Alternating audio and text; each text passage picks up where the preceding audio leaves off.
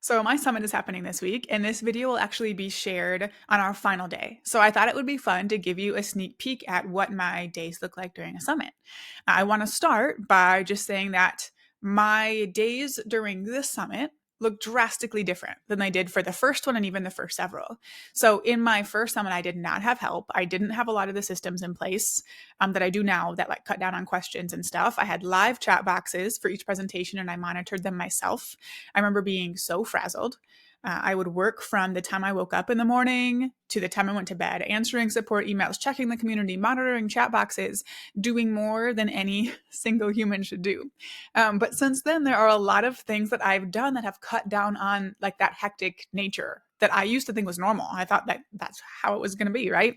And I'm going to go through some tips for that at the end of this video. But before we get to that, I want to just like show you what my days look like or kind of walk you through them. I'm not going to show anything. But on day one, which was yesterday, I did plan to log in early to do a few things. I always plan to do that during my summits. Luckily, my 7-year-old woke me up at 3:45, so starting early was no problem. Nailed that. But for what I was doing things like publishing the presentations in our All Access Pass, right?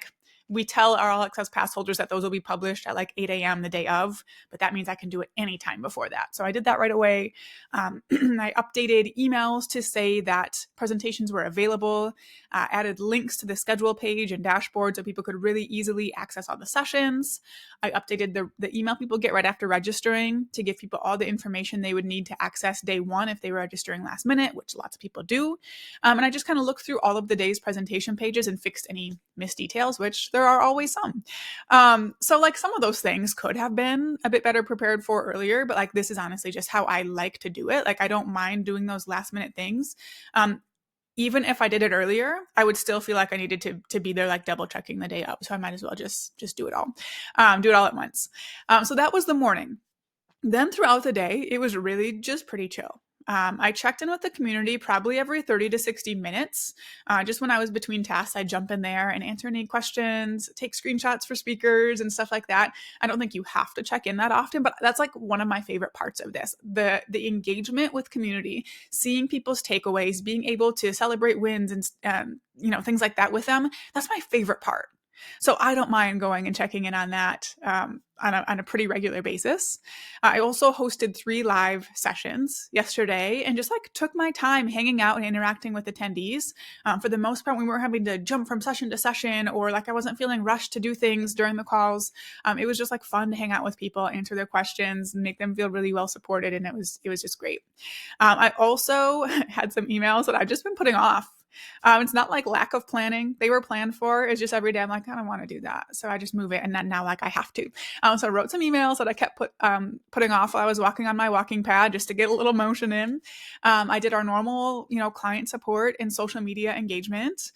So like I wasn't having to like slack off on any of those things. I was sharing updates on Instagram stories. I hung out with my daughter during a Squishmallow drawing class. If you're not familiar with Squishmallows, you're really missing out. But like overall, it was super chill. Like I was not and still am not stressed or dysregulated or anything like that, which I used to be. Summit week used to have me really heightened. I had trouble having my family around because they were like distracting me from whatever I was obsessing about. Like that's just not how it is anymore. Like I'm truly enjoying the event that my team and I worked so hard to create. And I have plenty of space to offer extra feedback and support for any attendees who are involved enough to ask for it. I'm able to check in with my family, eat a normal lunch, just like enjoy the process. It doesn't have to be stressful. I also wanted to share what Kate had to say since she's the one usually really in the trenches. She's sick. She's very sick. So today, it's just me and it's still fine, right? But I asked her yesterday what her days during a summit look like and I got her response. So she said that day one is her busiest day, which is what I experience as well. So she also logs in early so she can review everything. So like we're probably checking some of the same things, but again, I'm okay with that because there's such tiny details. So she also checked all the pages. She takes care of the inbox. So she did all of, she said she got caught up on the inbox and social media accounts early so that when anything was coming in related to the summit, summit throughout the day, she could answer those really quickly. So she didn't have like a backlog from the weekend. She got rid of that early. She said there's always like some tech things that we find wrong. So she always plans to have a few things to fix. And she just keeps the community, the summit community, in their inbox open on one screen and has the other screen pulled up with work she's doing. She also, like for our live sessions, she's always there helping me out in the chat. She processes replays, gets those loaded up. And then like, between calls, she's hopping around between the inbox, community, and just doing her regular tasks. She said she tries to keep any other tasks for the week to a minimum, but there are always those like normal daily or weekly tasks that we keep on our plate.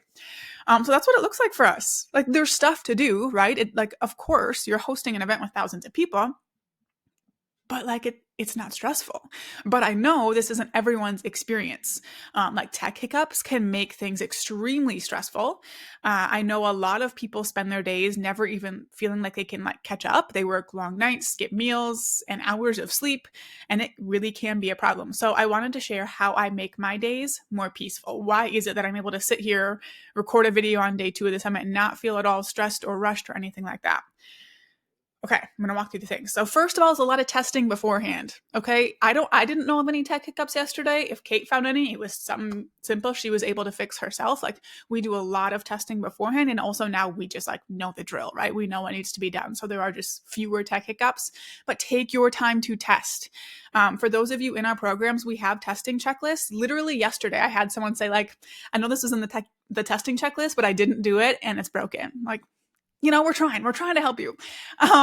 Also, something else that helps is my systems are just better now, right? The setup that we have for attendees is just more intuitive.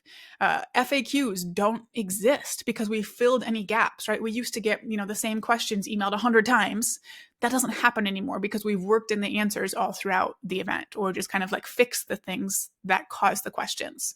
Our emails are more informative. Our pages are set up better. And like, I think that is all the biggest key. I think it's all the attendee experience we create. We answer questions before attendees know they have them, and just like eliminate most questions completely with our setup. For those of you with Summit in a Box or the Launch with the Summit Accelerator, like all of our trainings and scripts have most of these things included, and we're actually going to be doing a huge round of updates in the next few months to make even more improvements based on our last few summits and new things we've been doing. So you can get excited for that. Something else that has helped is like almost everything that could have been done in advance was done. Like I said, I did leave some stuff for the last minute just because I apparently needed that pressure to make it happen. But like everything else was done. I was not planning my launch, frantically like scheduling reminder emails for live sessions or anything like that. It was all done. I've also eliminated chat boxes. So we used to need someone constantly managing those, watching for questions and comments and helping out. Now those are gone, and we have much more brain space. The actual original reason we got rid of them was just because we saw engagement go down with every single summit, but it is so nice from just a space perspective. I also have help, and of course that makes a big deal. So Kate manages the inbox. I don't go in there. Even today, when she's out sick, I'm asking the rest of my team like, hey, who can go in the inbox? It stresses me out. I don't want to go. I don't want to go there. And then like several of us on the team, there's 3 of us, just kind of tag team in the Facebook group. I'm mostly in charge of like having fun and engaging in the comments, but our speakers also do a lot of that as well, which helps as long as I like give them enough time to be able to chime in before I do. Something else we do is just prep outside of the summit in advance. So my husband knows it's summit week. I'm extra busy. He'll have to do more of like the kids stuff, getting them ready in the morning and things like that. I let him know, hey, dinner is on you. I make the dinner plan, but like run it all by him. Okay, let's eat out an extra time. What's super simple meals that you can whip up without needing me upstairs, all of that good stuff. I simplify my schedule. So I moved any like regularly planned calls I would have this week, like team calls. I moved that to next week, a couple client calls. I canceled things like that. So I've simplified my own schedule. I make my lunch plates the night before. And actually, as I'm saying that, I realized I did not do that for today. I'll probably ask my husband to bring me lunch. It's not a big deal. And I could probably go upstairs.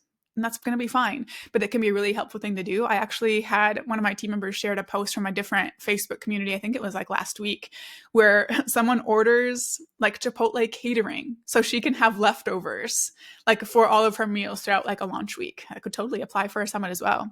And then I just ask for help. So I brought in extra childcare this week. We have a couple friends who are watching my girls in the morning when I'm normally with them.